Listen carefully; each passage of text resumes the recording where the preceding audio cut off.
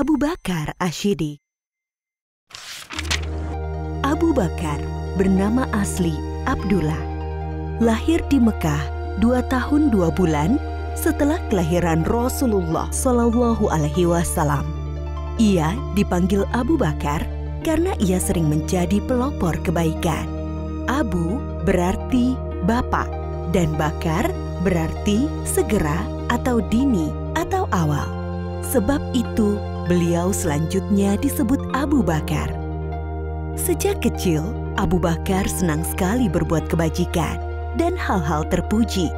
Salah satu sahabatnya berkata, "Sesungguhnya engkau selalu menyambung tali silaturahim, selalu berkata benar, banyak menanggung kesulitan orang lain, menolong orang-orang yang menderita, dan menghormati tamu." Begitu kesaksian Ibnu Dugunah, sahabat Abu Bakar. Abu Bakar termasuk orang yang paling utama masuk Islam. Ia adalah sahabat Nabi Muhammad Shallallahu Alaihi Wasallam yang paling setia, mendampingi Rasulullah sejak masuk Islam sampai meninggal. Ketika Nabi Muhammad Shallallahu Alaihi Wasallam berhijrah dari Mekah ke Madinah, Abu Bakarlah yang menemaninya. Pada saat itu, Kamis 27 Safar tahun ke-14 kenabian, waktu tengah hari, Rasulullah Shallallahu Alaihi Wasallam mendatangi Abu Bakar di rumahnya. Abu Bakar berkata, "Demi Allah, beliau tidak akan kemari pada saat begini, kecuali ada urusan penting." Beliau mengabarkan kepada Abu Bakar bahwa Allah Subhanahu wa Ta'ala telah mengizinkannya untuk hijrah ke Madinah. Setelah memastikan rencana hijrah, Rasulullah Shallallahu Alaihi Wasallam pulang ke rumah sambil menunggu waktu malam tiba. Pada hari yang sama, para tokoh kafir Quraisy sedang mengepung rumah Rasulullah Shallallahu Alaihi Wasallam. Mereka berniat akan membunuhnya. Setelah lewat tengah malam, mereka meyakini inilah cara terakhir untuk menghentikan Rasulullah berdakwah kepada Islam. Ketika malam semakin larut, Rasulullah keluar dari rumahnya menuju rumah Abu Bakar tanpa diketahui oleh orang-orang yang memusuhinya.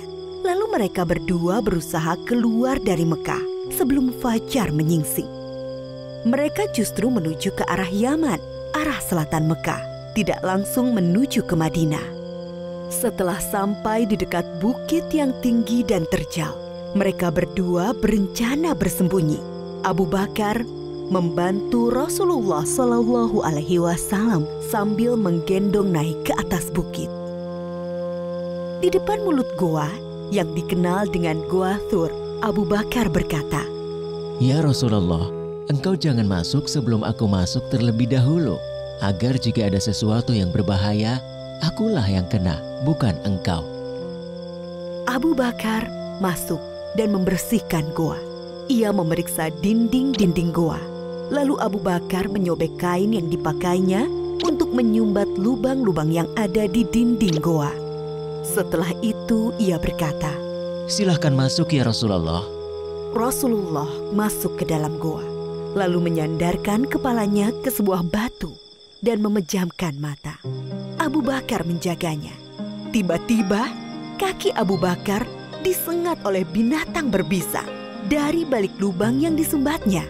Ia berusaha tidak bergerak sambil menahan rasa sakitnya karena khawatir akan membangunkan Rasulullah. Namun rasa nyeri yang sangat membuat air mata Abu Bakar menetes dan mengenai wajah Rasulullah Shallallahu Alaihi Wasallam. Rasulullah terbangun dan bertanya, "Apa yang terjadi, wahai Abu Bakar?" "Aku disengat binatang berbisa, wahai Rasulullah." Lalu Rasulullah meludahi luka Abu Bakar dan rasa nyeri hilang seketika. Abu Bakar mendampingi Rasulullah Shallallahu Alaihi Wasallam dalam hijrah ke Madinah selama 10 hari, 3 hari di Gua Sur dan 7 hari di perjalanan ke Yatsrib, Madinah. Sampai mereka tiba di Madinah dengan selamat pada hari Senin 8 Rabiul Awal tahun 14 kenabian. Abu Bakar seorang yang pemberani.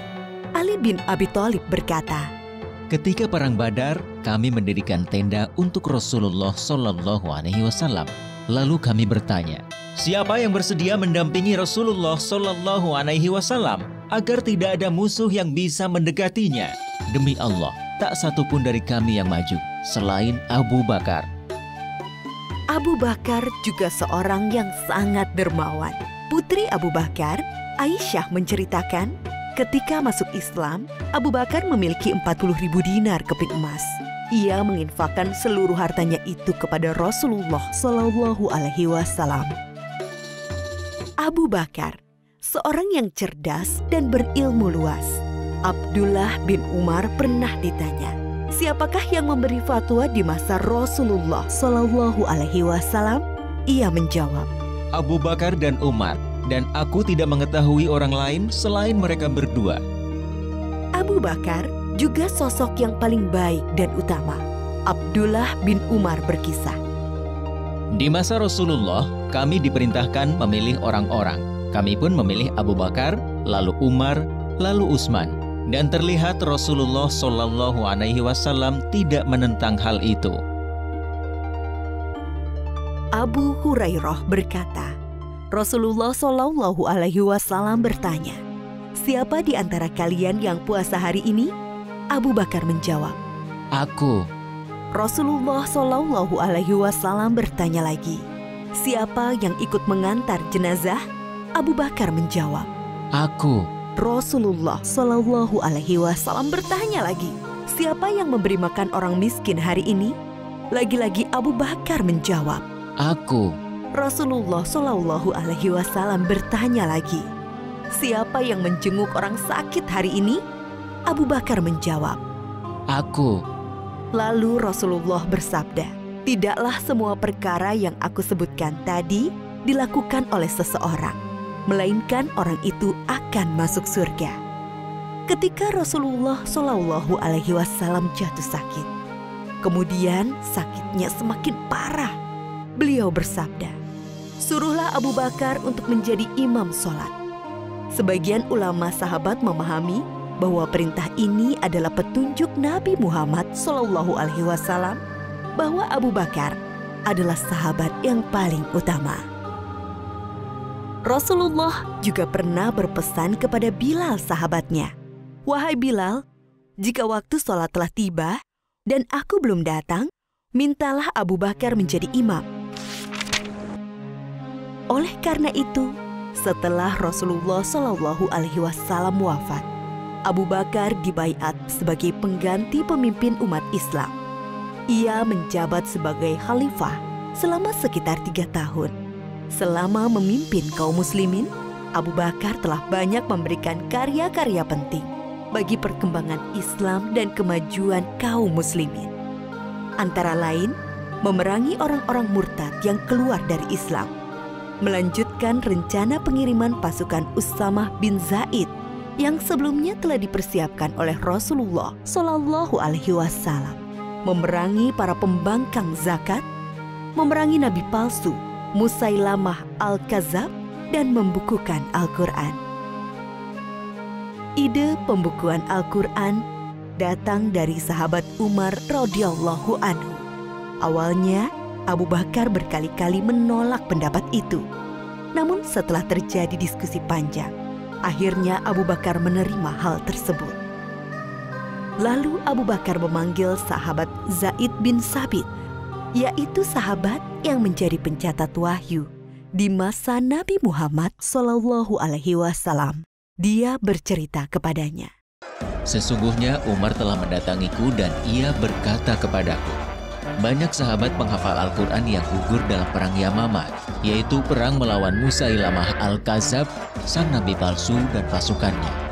Aku khawatir peristiwa serupa juga menimpa para qurra, para penghafal Al-Quran dalam peristiwa lainnya. Akibatnya akan hilang sebagian besar dari Al-Quran. Wahai Zaid, engkau anak muda yang cerdas.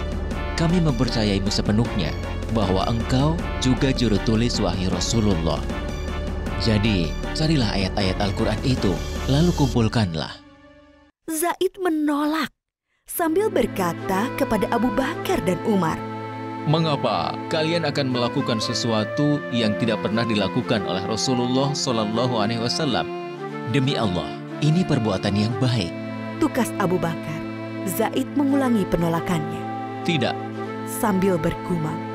Andai kata ia membebaniku untuk memindahkan sebuah gunung, itu jauh lebih ringan daripada perintahnya menghimpun ayat-ayat Al-Quran.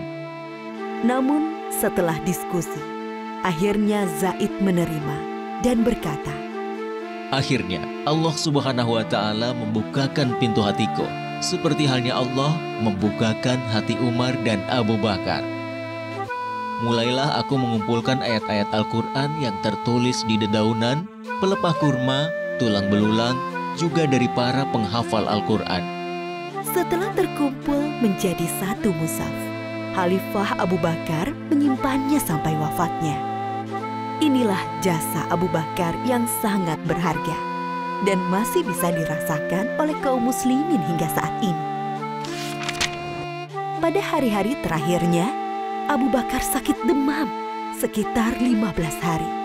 Beliau pun masih berpikir untuk kebaikan Islam dan kaum muslimin. Abu Bakar berusaha mencarikan pemimpin terbaik bagi kaum muslimin, memikirkan persatuan kaum muslimin, menjauhkan kaum muslimin dari perselisihan. Ia memanggil beberapa sahabat senior untuk dimintai pendapat tentang Umar. Ia juga meminta Utsman bin Affan untuk menuliskan surat wasiat, lalu memberinya cap stempel dan membawanya keluar untuk dibacakan kepada kaum muslimin agar mentaati keputusan Abu Bakar dalam menetapkan Umar bin Khattab sebagai penggantinya memimpin umat Islam. Aisyah, putri Abu Bakar, berkisah, pada penghujung usianya, Abu Bakar bertanya kepadanya, pada hari apakah Rasulullah SAW wafat? Aku menjawab, pada hari Senin. Ia berkata, semoga aku meninggal antara saat ini hingga malam nanti. Ternyata ia meninggal pada malam Selasa dan dimakamkan sebelum subuh. Abu Bakar adalah sahabat sekaligus murid dari Rasulullah SAW. Ia mencontohkan bagaimana seharusnya sikap seseorang kepada sahabatnya dan murid kepada gurunya, yaitu rela menemani dalam suka dan duka, siap membantu dan menolong dengan harta, tenaga, waktu, bahkan jiwa, dan selalu berusaha menghormati, memuliakan, dan melindungi kehormatannya. Seseorang akan selalu dikenang baik jika ia telah berkarya untuk kebaikan umat manusia, dan sebaliknya, ia akan dikenang buruk jika ia berlaku jahat bagi manusia. Oleh karena itu, hendaklah kita beramal baik sebanyak-banyaknya, kebaikan untuk Islam dan kaum muslimin atas dasar iman kepada Allah akan menjadi jariah, pahalanya terus mengalir meski seseorang telah meninggal dunia.